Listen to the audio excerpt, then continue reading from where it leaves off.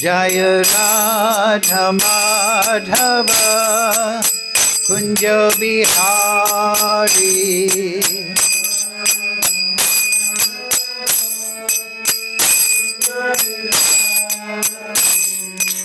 Gopi Jana Vallabha Girivaradhari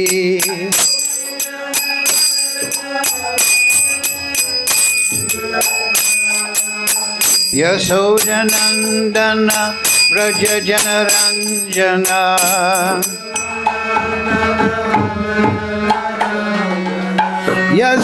Yasodanandana Braja Janaranjana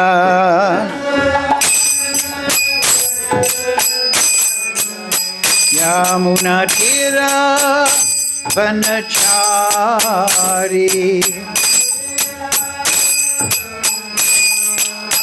Yamuna Tira Vanachari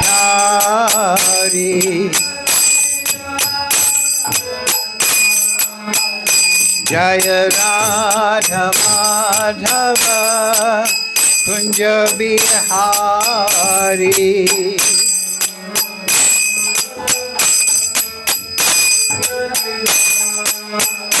Jaya Radha Madhava Kunja Bihari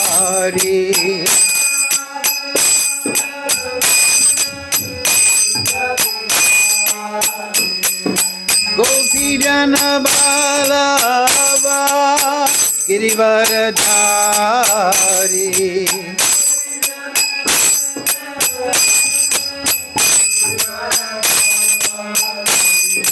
Gopi Jana Vallabha Girivaradhari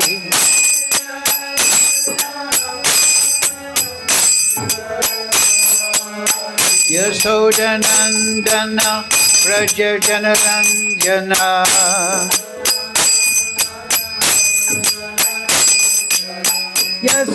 Yasodanandana Braja Janaranjana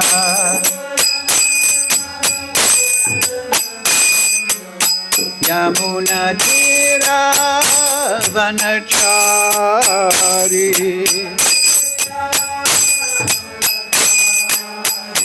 Jaya Radha Madhava Kunja Bihari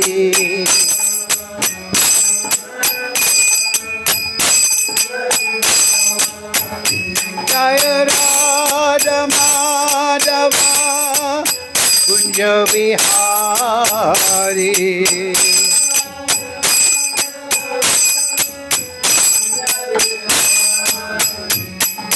Gopi Jana Vallabha Girivaradhari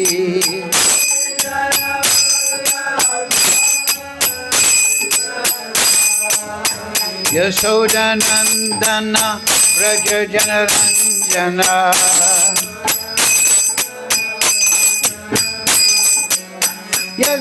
Yasodanandana Braja Janaranjana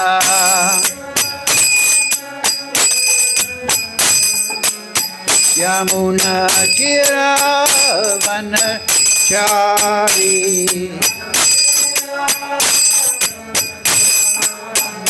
Jaya Radha Madhava Kunja Bihari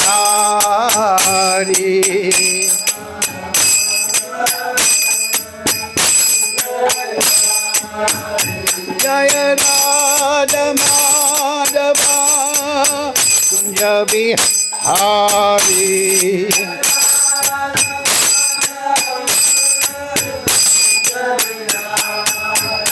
Hare Krishna Hare Krishna Krishna Krishna Hare Hare Hare Ramo Hare Ramo Ramo Ramo Hare Hare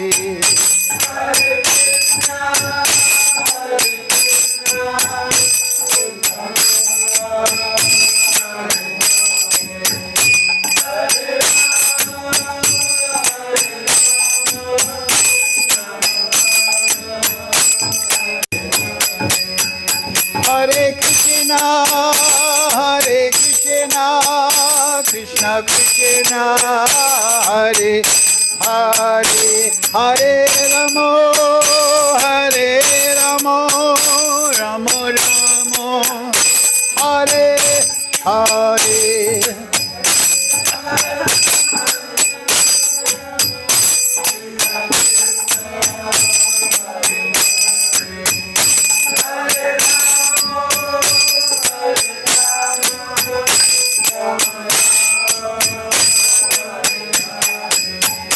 Jaya Prabhupada, Jaya Prabhupada, Jaya Prabhupada, Jaya Prabhupada.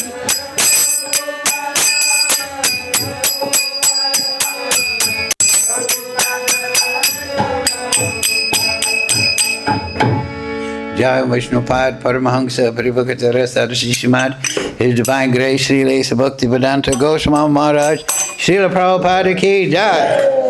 Jaya Vishnupad Paramahamsa Parivakatara Saraswati Srimad, His Divine Grace Srila Bhakti-vedanta Goswami Maharaj, Srila Prabhupada ki Jai. Shri Guru Parampara ki Jai. Srimad Bhagavad-Gita ki Jai. Vrindavan Dham ki Jai. All glory to the assembled devotees. All glory to Shri Shri Guru and Gauranga. Go Premananda Hari Hari Bo. Om Namo Bhagavate Vasudevaya.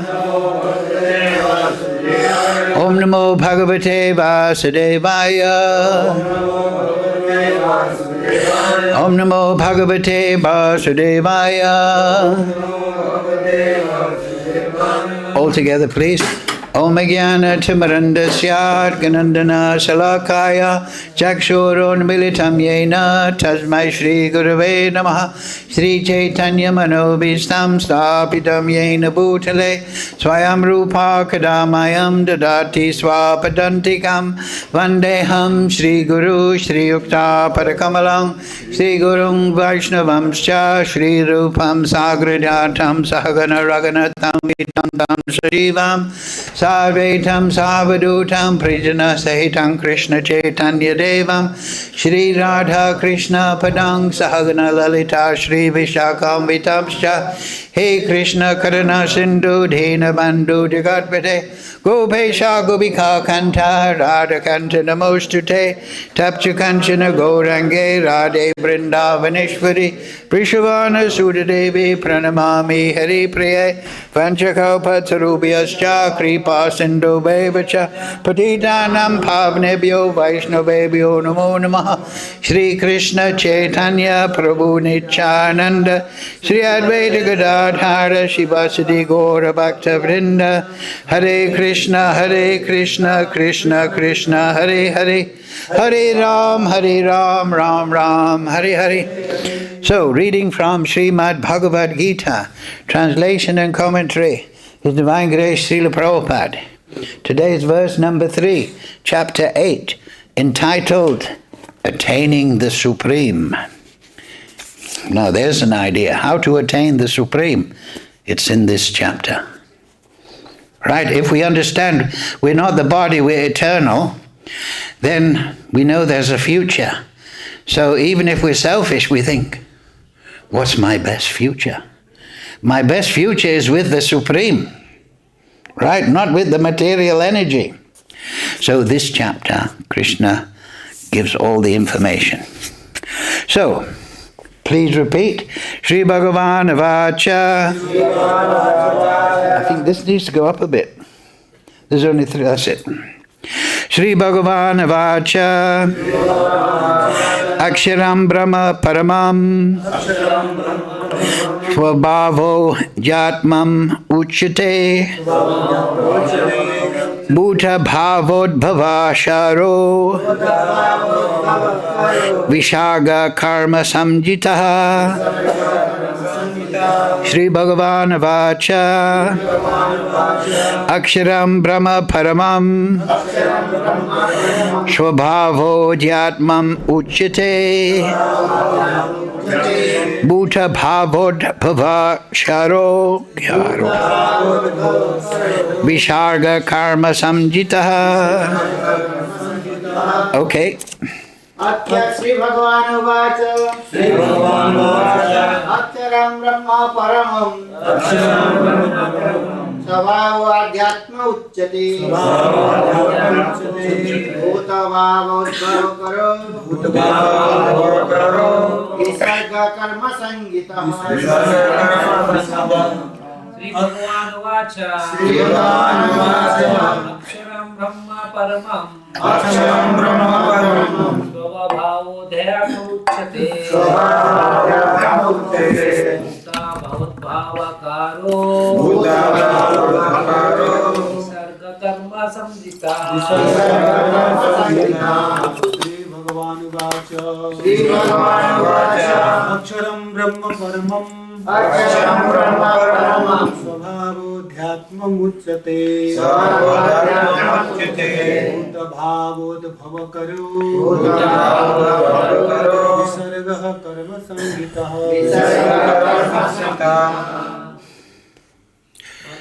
Marathis, go ahead. Vaishnavis.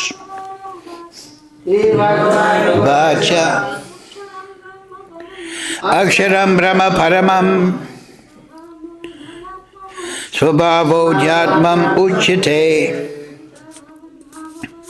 bhūta-bhāvodbhava-karo visargaḥ karma-saṁjñitaḥ śrī-bhagavān uvāca akṣaram brahma paramam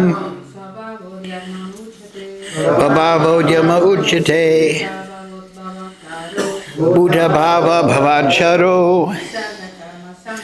visargaḥ karma-saṁjñitaḥ. Okay, word for word, please repeat. Śrī-bhagavān uvāca. The Supreme Personality of Godhead said,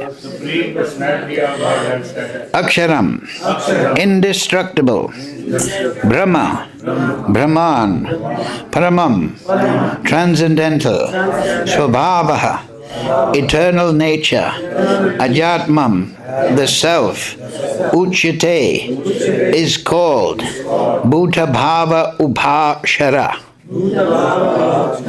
producing the material bodies of the living entities. Visargaḥ, creation.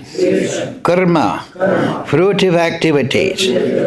Saṁjñitaḥ, is called. So, translation Srila Prabhupada, the Supreme Personality of Godhead said, the indestructible, transcendental living entity is called Brahman, and his eternal nature is called adhyātma, the self. Action pertaining to the development of the material bodies of the living entities is called karma, or fruitive activities. Oh, please repeat. The Supreme Personality of Godhead said, the indestructible, transcendental living entity is called Brahman, and his eternal nature is called adhyātma, the self. Action pertaining to the development of the material bodies of the living entities is called karma, or fruitive activities. Purport Srila Prabhupada. Brahman is indestructible and eternally existing, and its constitution is not changed at any time. But beyond Brahman, there is para-Brahman. Brahma refers to the living entity, and para-Brahman refers to the Supreme Personality of Godhead. The constitutional position of the living entity is different from the position he takes in the material world. In material consciousness, his nature is try to be the Lord of matter. But in spiritual consciousness, Krishna consciousness, his position is to serve the Supreme. When the living entity is in material consciousness, he has to take on various bodies in the material world. That is called karma, or varied creation by the force of material consciousness. In Vedic literature, the living entity is called Jivatma and Brahman, but he is never called Para-Brahman. The living entity Jivatma takes different positions. Sometimes he merges into the dark material nature and identifies himself with matter, and sometimes he identifies himself with the superior spiritual nature. Therefore, he is called the Supreme Lord's marginal energy. According to his identification with material or spiritual nature, he receives a material or spiritual body. In material nature, he may take a body from any of the 8,400,000 species of life, but in spiritual nature, he has only one body. In material nature, he is manifested sometimes as man, demigod, animal, beast, bird, etc., according to his karma. To attain material heavenly planets and enjoy their facilities, he sometimes performs sacrifices, yajna. But when his merit is exhausted, he returns to earth again in the form of a man. This process is called karma. The Chandogya Upanishad describes the Vedic sacrificial process. On the sacrificial altar, 5 kinds of offerings are made into 5 kinds of fire. The 5 kinds of fire are conceived of as the heavenly planets, clouds, the earth, man, and woman. And the 5 kinds of sacrificial offerings are faith, the enjoyer of the moon, rain, grains, and semen. In the process of sacrifice, the living entity makes specific sacrifices to attain specific heavenly planets and consequently reaches them. When the merit of sacrifice is exhausted, the living entity descends to earth in the form of rain, then takes on the form of grains, and the grains are eaten by man and transformed into semen, which impregnates a woman, and thus the living entity once again attains the human form to perform sacrifice, and so repeat the same cycle. In this way, the living entity perpetually comes and goes on the material path. The Krishna-conscious person, however, avoids such sacrifices. He takes directly to Krishna consciousness and thereby prepares himself to return to Godhead. Impersonalist commentators on the Bhagavad-Gita unreasonably assume that Brahman takes the form of jiva in the material world. And to substantiate this, they refer to chapter 15, verse 7 of the Gita.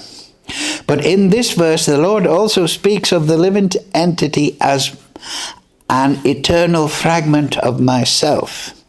The fragment of God, the living entity, may fall down into the material world, but the Supreme Lord Achyuta never falls down. Therefore, this assumption that the Supreme Brahman assumes the form of a jiva is not acceptable. It is important to remember that in Vedic literature, Brahman, the living entity, is distinguished from paramam.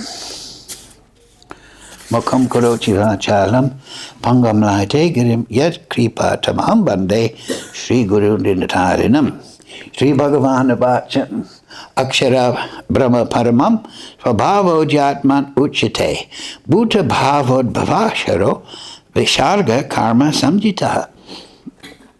The Supreme Personality of Godhead said, the indestructible, transcendental living entity is called Brahman, and his eternal nature is called adhyātma, the self. Action pertaining to the development of the material bodies of the living entities is called karma, or fruitive activities. Yes. So, Krishna is here starting to answer the questions Arjuna asked at the beginning of this chapter. Number 1. I think Krishna, Arjuna, he asked 7 questions. And so today's verse, number 3, is the beginning of the answer to these 7 questions. So we'll just revise those 7 questions to get the good context. Arjuna inquired, "O my Lord, the Supreme Person," Arjuna says, Purushottam, what is Brahman? Number 1. What is the self? 2. What are fruitive activities? 3. What is this material manifestation? 4. What are the demigods? Please explain this to me. So that's 5. And then in the second question, just before today's, who is the Lord of sacrifice and how does he live in the body? O Madhusudan. And how can those engaged in devotional service know you at the time of death? So, right, first question. As Prabhupada made clear in the purport, what is Brahman? Brahman means supreme. So Prabhupada makes clear in the purport that we are Brahman, we, Jiva. But we are aṅsa of Brahman. So we are not supreme Brahman. We are the creation of Brahman, supreme Brahman, but we are not the creator per se. We have a creative element to us, our thought, our consciousness, our ability, our desires, but we are not the supreme. So that is Brahman. And that is an important distinction. We know that the Mayavadi philosophy or Confucian, they say the living entity, he is Brahman. That's it. No. He is not Supreme Brahman. As we talked about last week, he is under the control of material nature. We cannot control this material nature. Good things come to us, but bad things also come to us. That is karma. We'll discuss that in a minute. So, that is Brahman. Brahman means you and me, the spirit souls, unless one of you is an incarnation of Krishna. Possible. But I'm a Jivatma, so I am Brahman. You are Brahman, you're Brahman. That's very nice, is it not? To think, oh, I am the Supreme. But we should get rid of depression. Nowadays everyone's depressed because of this psychological training. Everyone is a victim of the past. So how to overcome depression? To think, I am the Supreme. But I am the servant of the Supreme. I am the same quality as the Supreme, but I am the Supreme emanation. I am the emanation of the Supreme. I am the creation of the Supreme. So, that is Brahman, basically. What is the self? Yes, so I am not the Supreme Brahman. So then Arjuna's question is very pertinent. I'm not the Supreme Brahman. So what is myself? Now in the material world, Atma, adhyātma, yeah, it's there, adhyātma. Atma means, when we're in illusion, we think, myself is this body. Aham mameti, I'm this body. Me, the body. Male, female, old, young, it changes of course, but we think we're the body. And then we also think we're the mind. My ideas, my opinion, my philosophy.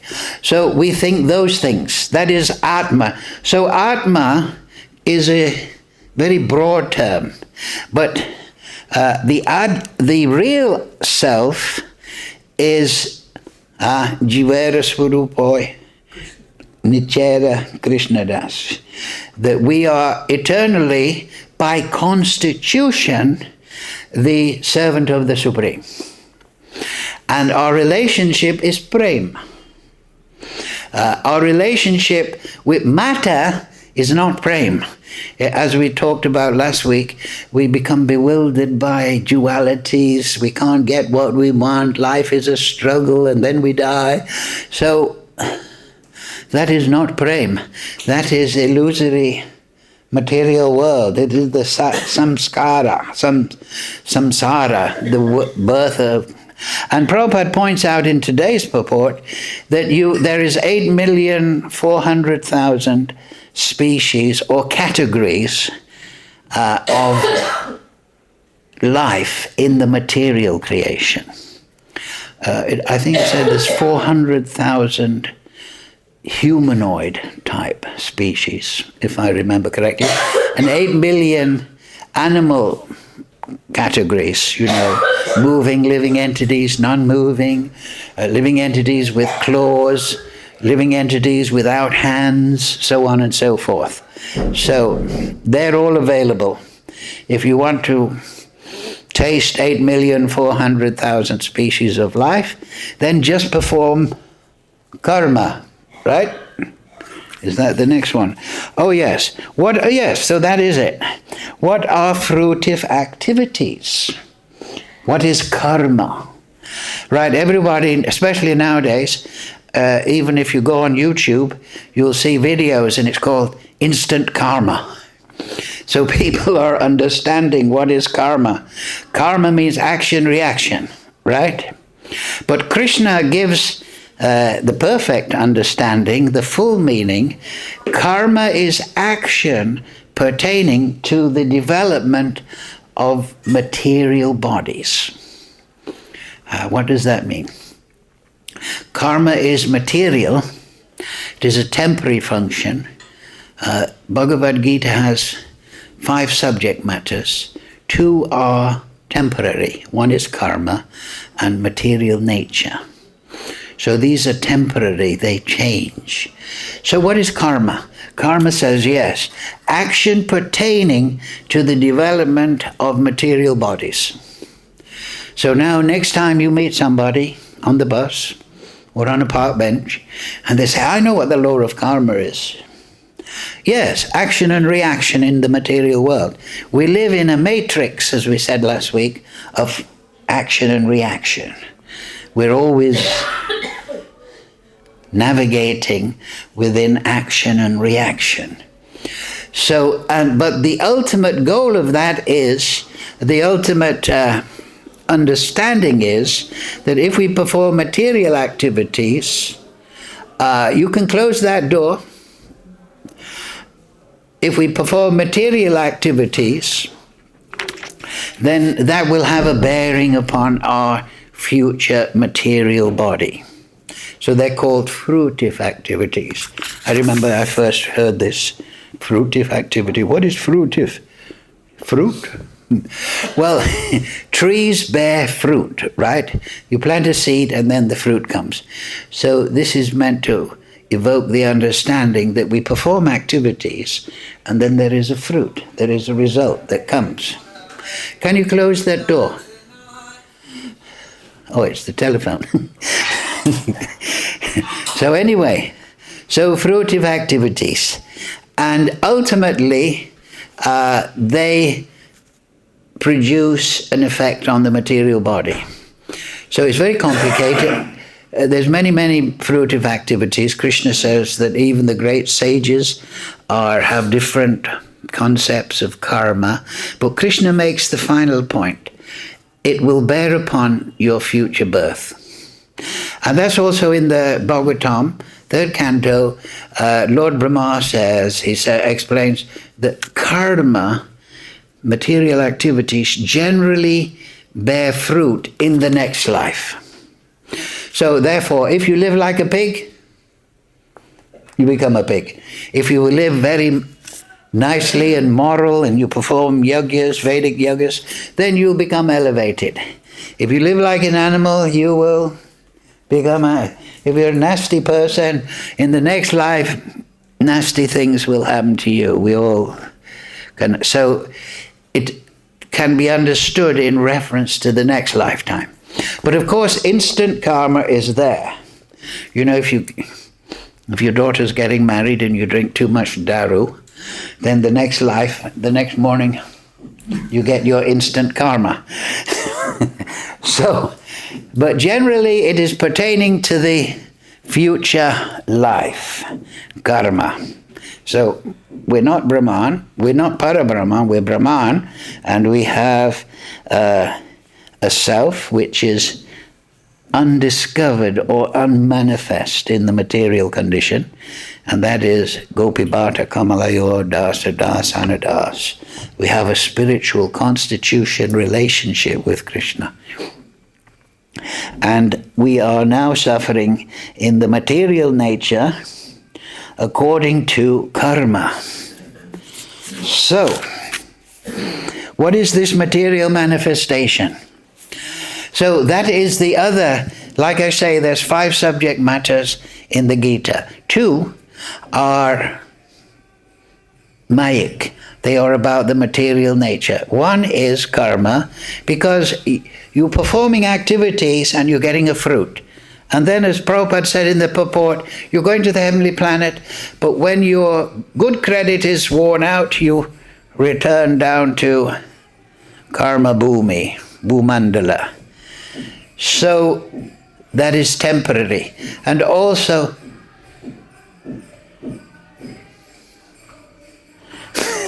anyway, never mind. So that is temporary, and also the material manifestation is temporary. This is material energy, this is a microphone, but it will be temporarily so. Eventually there will be pralaya, and all the material energy will be dissolved back into the pradhan, the causal ocean. So they're the 2 material concepts discussed in the Gita. The other 3, for your interest, are the Supreme Lord, Bhakti, and the eternal living entity. They are eternal. They are above the material energy. How can we understand, incidentally, while we're on this, how can we understand that karma and the material manifestation are mayik, or temporary, illusory? Illusory in the Vedic paradigm means temporary manifestation. They're not eternal. Eternal means beyond time. So we understand karma and the material manifestation because they are below time. This is an interesting point. Mahavishnu glances at the pradhan, the personification, Durga Devi, the Mahatattva arrives. Now, and then the material energy and the living entities enter into the material manifestation.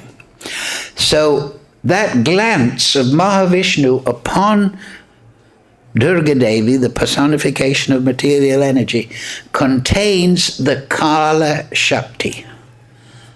The Kala Shakti means the time potency. Time is also a subject of the Gita. So the material manifestation is created by time interacting, creating the 3 modes, with the pradhan, putting it simply. It is after time acts. It is after the action of time.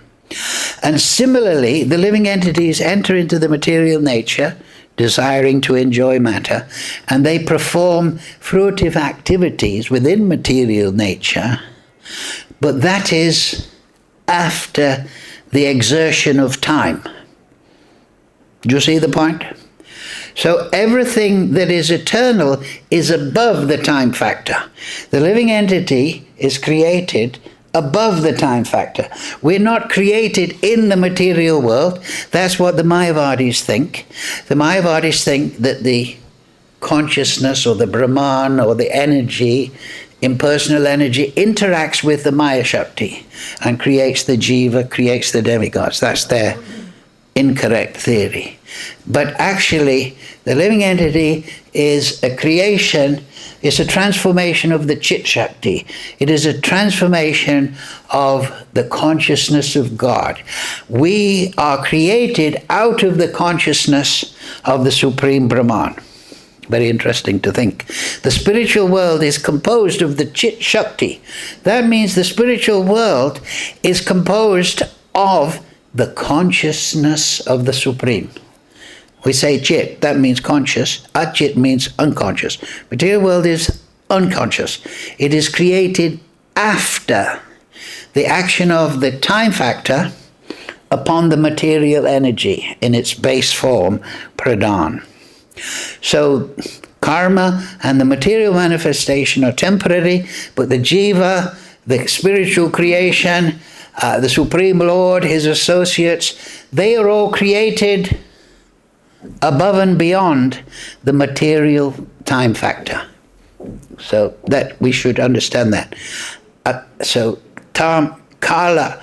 Krishna says, kalosmiyaham. It is the... Krishna is everything, but he is that time factor. So he is creating the field for the living entities to enjoy or try to enjoy matter. But he's also creating the material energy as a place for his pastimes, to liberate the living entities and to manifest the spiritual world and be recorded in the śrī-bhagavān, and to give chance to the living entities to give up your idea of controlling matter and come back to the spiritual world. So therefore he comes as Lord Chaitanya, Nityananda, Panchatattva, all the great acharyas. So it's very interesting. Krishna is the time factor, and through the time factor, he is creating the material manifestation. Now, if you remember, you're all learned devotees, in the 11th chapter, Krishna shows the Virat Rupa. That means the totality of the material energy. And Arjuna is seeing, oh my God, look at this material energy. Everything is being destroyed and it's going into the mouth. And then he asks Arjuna, he says, who are you? Who? You know, he's completely stunned. And what's Krishna's answer? Kalosmiyaham. I am time, and I am the destroyer of all worlds. Right? So the time factor creates and he destroys. He creates, maintains through time, and then he destroys. So that is Krishna. Krishna is absolute. His evidence of his absolute nature is manifest in the material world in the sense that nobody can overcome time. We talked about this last week. Right, nowadays they want globalism, control, do this, a new fashion of living entities, 50-minute this, do this.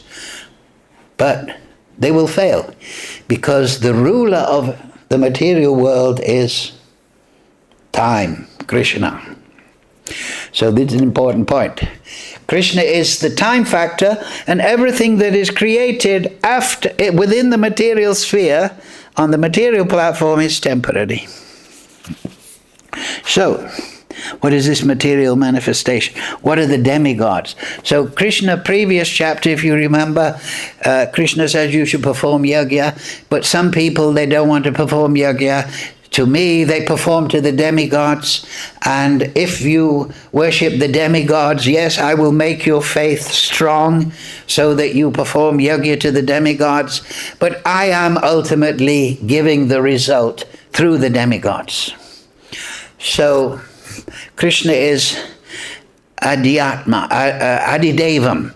He's the origin of the devatas, and the devatas, the demigods, are empowered to govern this material nature. They are just like, for example, the Prime Minister of India is Narendra Modi. But he has empowered different people. You are in charge of railways. You are in charge of health department, financial department, defense department. So Krishna empowers the demigods to rule over different elements of the material creation. And they do so harmoniously, generally. They have disagreements sometimes, but generally they do so because they're devotees. And they're very powerful devotees, and Krishna has empowered them to rule over the material nature. Just like India. If we didn't have a government, India might dissipate, right? You can say. People might drive on any side of the road. Of course, they do that anyway. But the point is, the government maintains the laws. It creates the laws, maintains them. So the demigods, they maintain and create the material, and but they maintain the laws of the material nature. So that is the demigods. So they call demigods devata because they're devotees, deva. But they're called translated demigods because their power is so amazing. They are ruling over the basic elements. Earth, water, fire, air, ether, Chandra, direction, and Surya. These are the 8 Vasus. They're primary in the demigods. So, what are the demigods? So that's the first 5. Who is the Lord of Sacrifice, right? Because Arjuna is talking to Krishna, and he says, you're Krishna, you're my chariot driver, and, you're from Vrindavan, and now you're staying in Dwarka. Who is this Lord of Sacrifice? And how does he live in the body? So that's one question, 2 parts. And so we know Krishna, the Lord of Sacrifice is Paramatma. He is living within the heart. How can those engaged in devotional service know you at the time of death? This is the title of the chapter. How can you attain the Supreme? Get out of this material energy, get out of the time factor. How can you go to the transcendental abode? So Krishna starts to answer. We'll just read them through. Today, the verse, the indestructible transcendental living entity is called Brahman, and his eternal nature is called adhyātma, the self. Right? So we all have a constitutional nature. Now, this is a very important point, because amongst the Vaishnava community, there are some people that say, we have no fixed self. But during the period of sadhana, you can choose your relationship with the Supreme, and by meditation attain that Supreme, that relationship with the Supreme. But no, that is not pure Vaishnavism. That is a mixture of Mayavad, because it starts with the idea that the spirit soul has no fixed nature. He is an impersonal spark. But Jivera Swarup. There is one sloka in the 3rd canto. Muktir hitavanyata rupam swarupena abhavashtati. That mukti means to be established in your eternal relationship with the Supreme. So this is shastric, and it is logical. Krishna has his eternal nature. We have our eternal nature because we are the same as Krishna in quality. We all have a constitutional nature. And you can take a hint in the truth of this, that in your life, now we're a bit older, but when we were children learning to ride a bicycle, I was the same person then that I am now, right?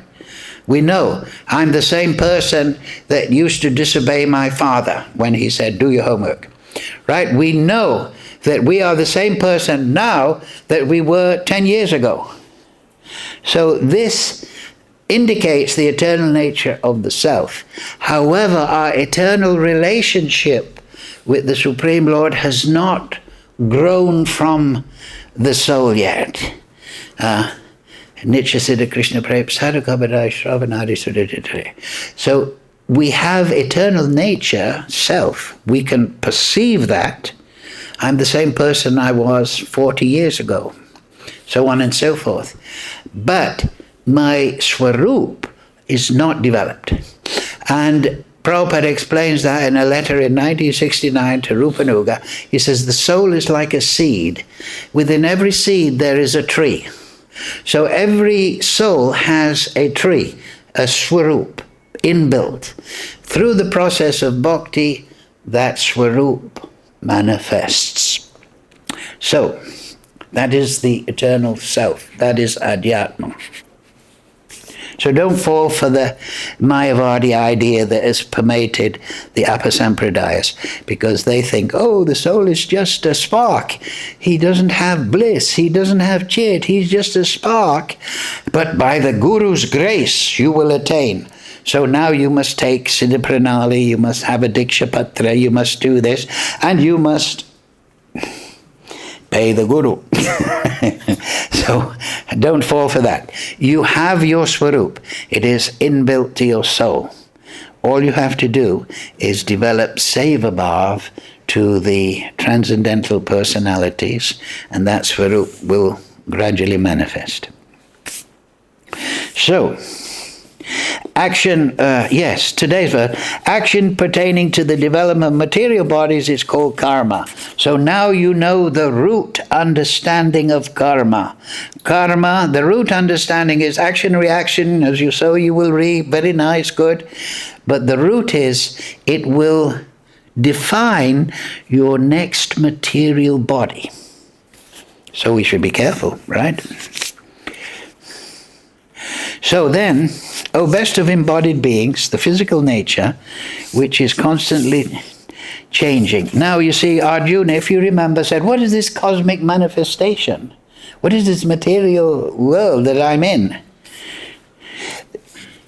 We are the indestructible, eternal living entity, but the physical nature, which is constantly changing, that means it's non-eternal. It is changing under what? The time factor. Time factor is the ruler in the material world.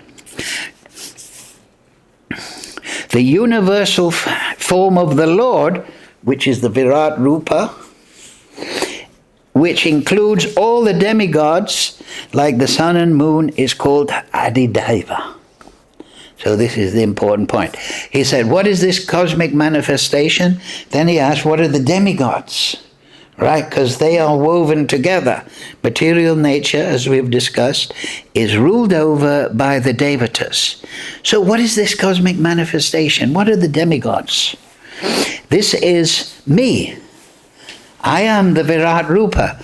Because if you remember, knowledge of the Absolute at the beginning, Krishna explained, Bhume, Apo, Nalo, Vayu, all this material energy, this is me. This is my material energy. It is temporary, in flux, but it is me. That's very interesting, because in the man-made religions, sometimes there's God, and this material world is the devil, right? There is God, and the devil is ruling this material world. So no, we don't say that. That is not the Vedic conclusion. Everything is emanating from the Supreme Lord. The material energy is emanating from the material. It's governed by the Supreme Lord, but it is governed according to the karma and karma of the individual souls in relationship to ourselves, that definition. Meaning, our desire provokes us to certain action, and the action is called karma, and that brings a fruit, right? So this is an important point, that sometimes we'll say, oh, why did Krishna drop the bomb on Nagasaki and Hiroshima, right? No, he didn't drop the bomb. It was the American military that dropped the bomb. If we rob a bank and the judge says, why did you rob the bank? I want to know before I sentence you. He says, well, actually, I didn't rob the bank. Krishna did it. Krishna does everything. So what will the judge say? Well, Krishna is going to do everything to you now for 10 years in the jail. So we cannot say everything is happening because Krishna did it. Krishna is sanctioning everything, and everything is resting upon Krishna, but Krishna is fulfilling the desires of the living entities, even if they want to rob a bank or do something abominable. But they will then get the result. Dhyātmam prapadyante, and Manush, everyone follows my path. So I am fulfilling the desire of the living entity. That is my humility. I don't interfere with his free will, but I do give instruction through the sadhus, through Chaitaguru, conscience in the heart. I say, don't do that, don't do this, but you insist, so then you get the karma, the result. So that is, take some complete contemplation to understand that. The relationship between karma and calm. The desire of the living entity, he has free will to desire this, do this and that, but then karma follows that activity, And Krishna is facilitating. If you want the intelligence to rob a bank, Krishna will give you the intelligence, right? If you want to be an atheist, Krishna is so liberal, he will give you the intelligence to be an atheist. So if you want the intelligence to be Ravana or a follower of Ravana, he will give you intelligence to do that. So he is facilitating, but it is wrong to say that just because he is facilitating the material activities, he is desiring those material activities to take place. You see the point? He's giving us the choice and giving us facility, but that is not his desire. His desire is give up this material world and come and live in the eternal world. Right. So, yes. So we'll just repeat number 4.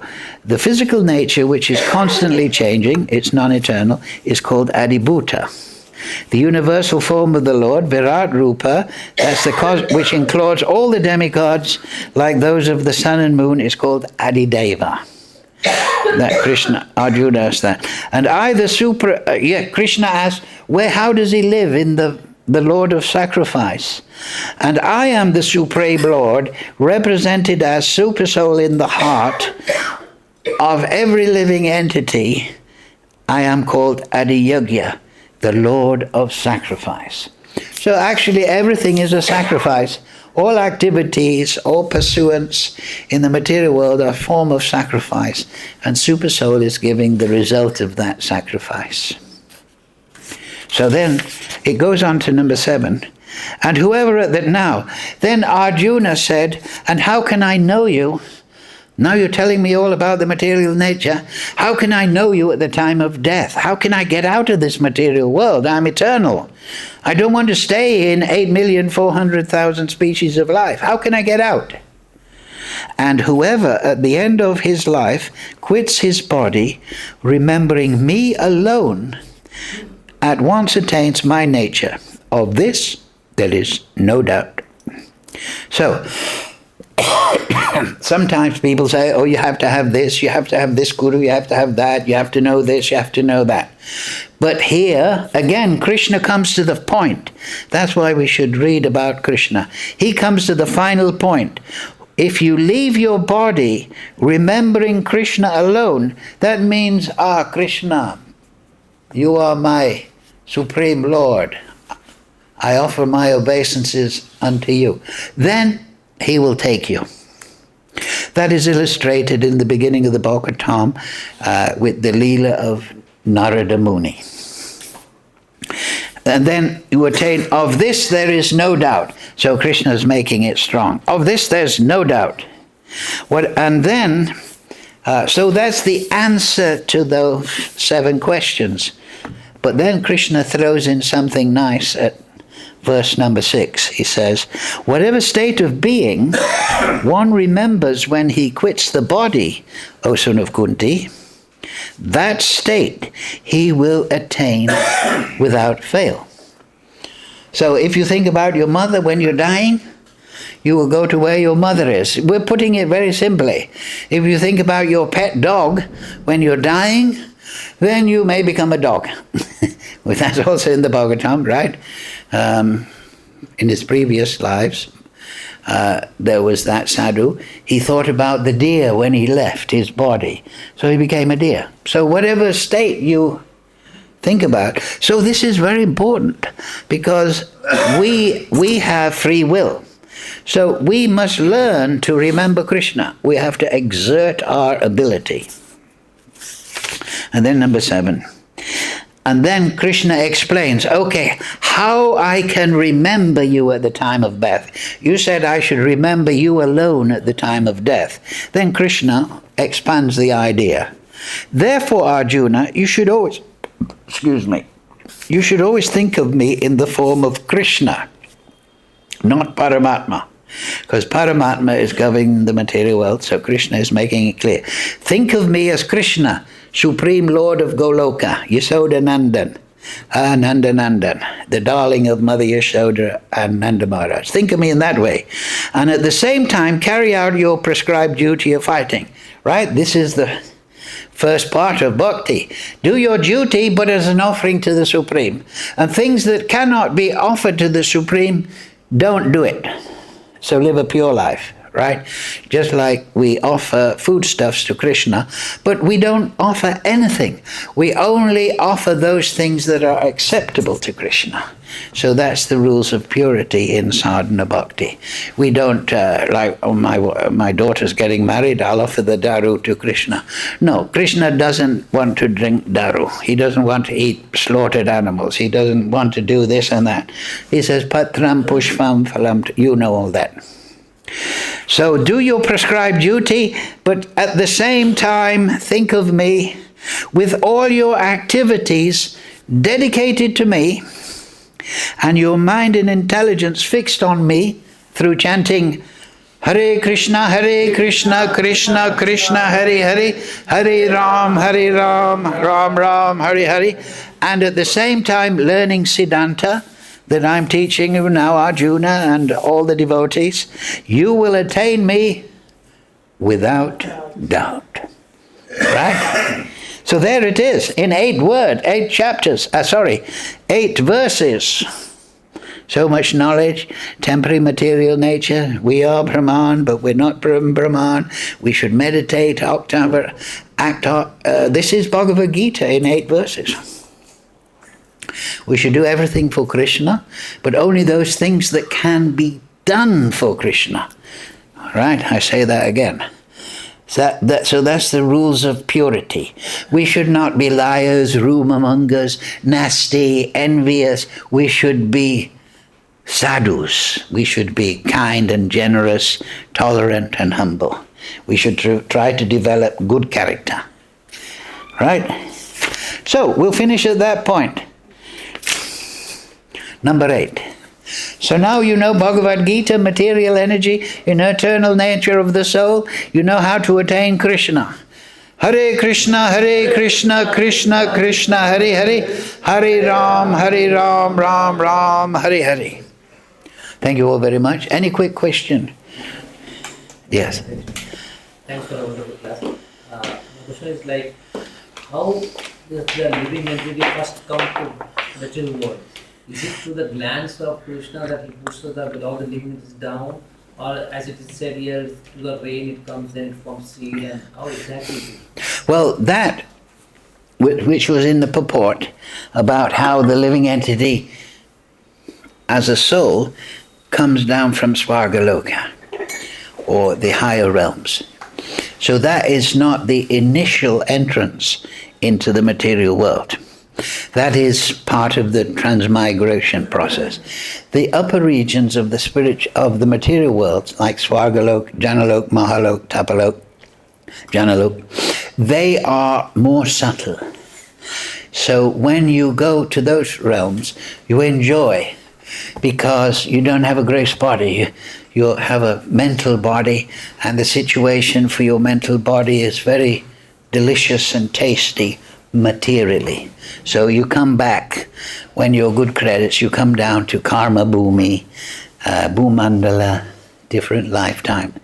So that is different from how the living entity initially comes into the material energy, rather than how he initially comes, rather than his transmigration. So Prabhupada, like he hinted in one purport there, he says, somehow or other we're in this material world. And he always emphasized, especially when we were new devotees, 1 or 2 years, hadn't even read the Gita or the Bhagavatam, he said, don't be too much concerned about how you have come to the material world, but try to learn how to get out. But that does not mean that we should not know how we came to the material world, because Siddhanta, Bhulya Jeev, Bhogyavan, Chakori, Krishna. We should know Siddhanta in all areas so that we don't speculate, and our intelligence is satisfied. So we come here, the basic understanding is how we initially come to the material world. We are tatastha shakti, tatastha. So again, like Krishna goes to the root, so we should understand we are tatastha shakti. That means we're on the tata, the line, between the material energy and the spiritual energy. And from that position, we choose svabhāvo to Krishna, or we choose svabhāvo to ourselves in the material world. So this is the basic understanding. Now the location of that tata, let me read something for you. Verse number 11 of Brahma Samhita, Shahasra Su, Krishna says. So now you've understood it in basic point. So, Shahasra Shesha Purusha Sharasha Raksha Shastrapat Shastrabhāho Visatma Shastra Amsa Shastra Su.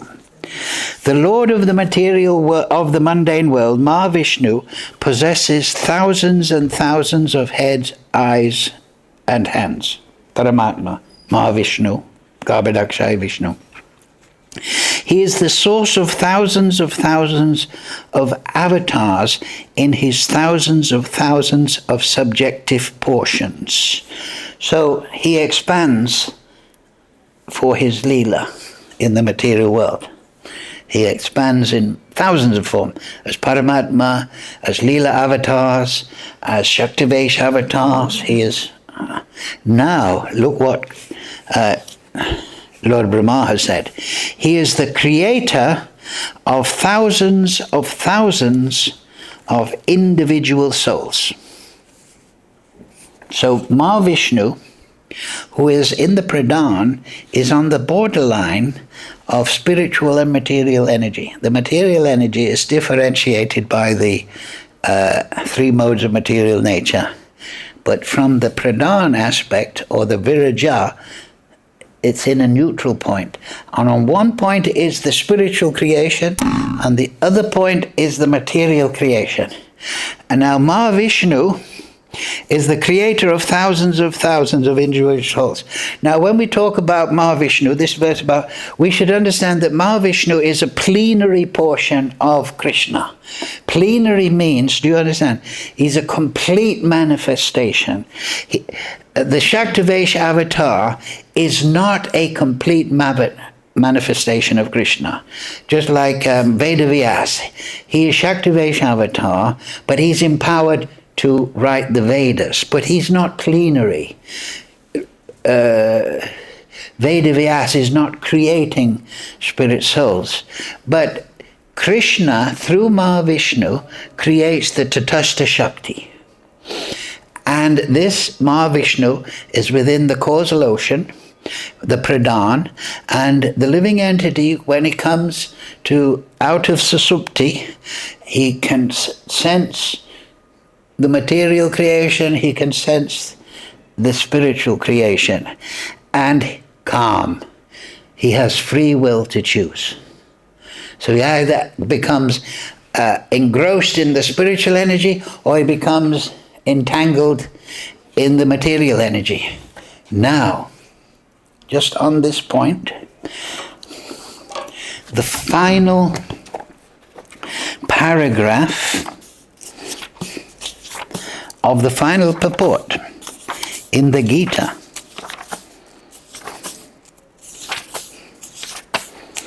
it's very interesting. Yes. So, this is the final paragraph, the final verse, final chapter of the Gita. The living entity in his original position is pure spirit. He's just like an atomic particle of the Supreme Spirit, right? He's Brahman, but he's not paramam. He's a particle. Thus, Lord Krishna may be compared to the sun and the living entities to sunshine, particles of sunshine. I think the modern scientists say photons. They don't know if sunshine is a wave or a particle, but they call them photons. But it means particle of sunshine. So, I'll say that again. The living entity in his original position is pure spirit. He's just like an atomic particle of the Supreme Spirit.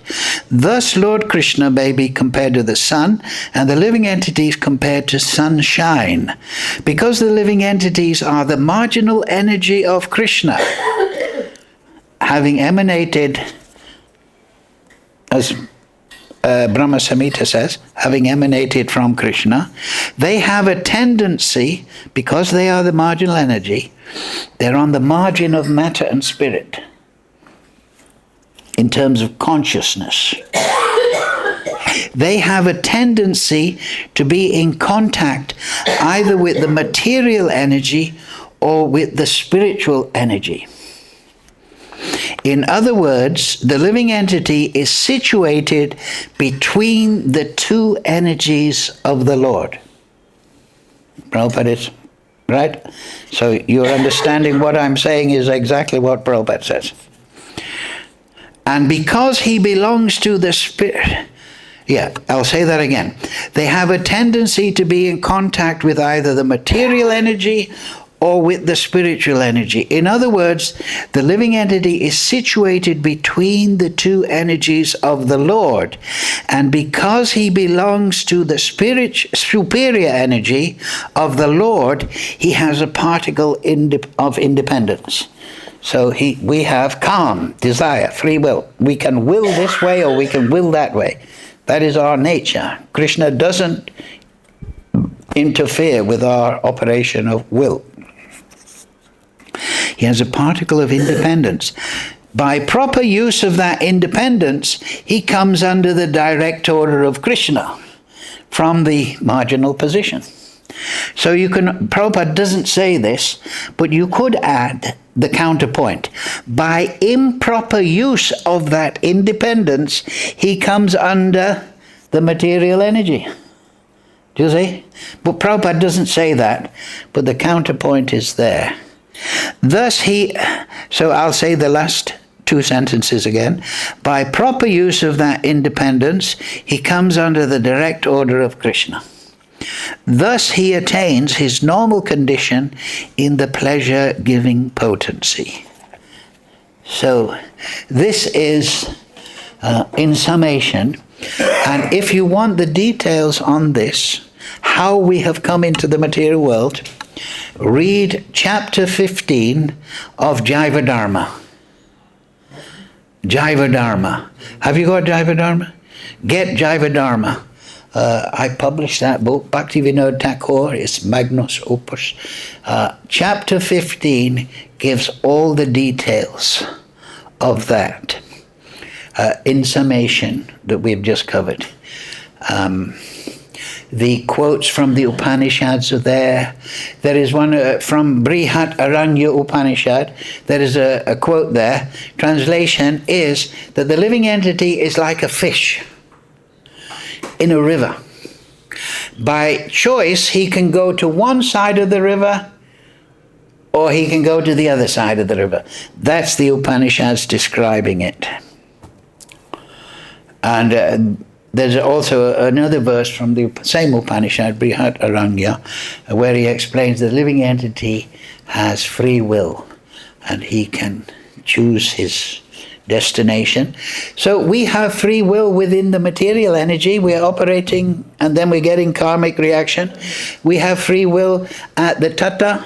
We have free will in the spiritual energy. That is, Krishna wants independent living entities, creative, who are thinking of new leelas, who are making jokes with him as the cowherd boys, he wants free, creative living entities. So that is our special gift from Krishna. Krishna has unrestricted free will, we are unrestricted within the creation of Krishna. There is that sloka, Nityo Nityanam Chaitanas Chaitananam Eko Yoda Dadati Kaman, that there is one supreme eternal, there is one supreme conscious beings, we are all conscious and we are eternal, but that supreme eternal param Brahman is fulfilling the desires of all the other living entities. So that's why I say, so by good association we learn to desire correctly. That is sadhana bhakti.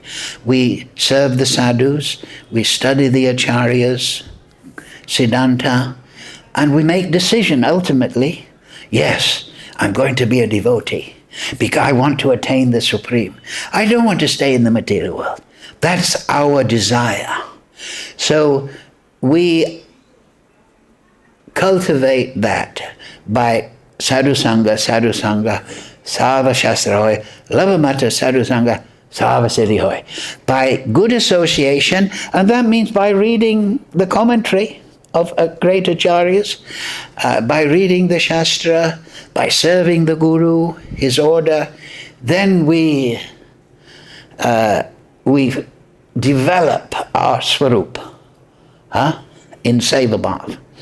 And then we go back to Godhead. But the root is, just like Krishna in today's chapter, you can see Krishna is very intelligent. He's unlimitedly intelligent. He always hits the nail on the head, right? What is karma? It is action that gives effect on the next body. So Krishna is saying that point. Use I've given you free will. Now all you have to do to attain me is meditate upon me. Bhajatam priti purvakam. So we should do our seva, our sadhana, but we should do it with priti purvakam, little loving affection. And then yeyatam prabhajante, if we offer loving affection, we play harmonium, we chant japa, we do loving affection, and then what will Krishna reciprocate? He'll reciprocate loving affection with us, right? So where there is no restriction at all for going back to Godhead, there's no restriction at all in becoming a prem bhakta. There is no restriction. If we just do bhajan, sadhana bhakti, with little priti purvakam, and we avoid negative things, then we go back to Godhead. Simple as that. Hare Krishna, Krishna Krishna, Hare Hare, Hare Ram, Ram Ram, Hare Hare. Okay, chapter 15, Jaiva Dharma. Everyone get a Jaiva Dharma.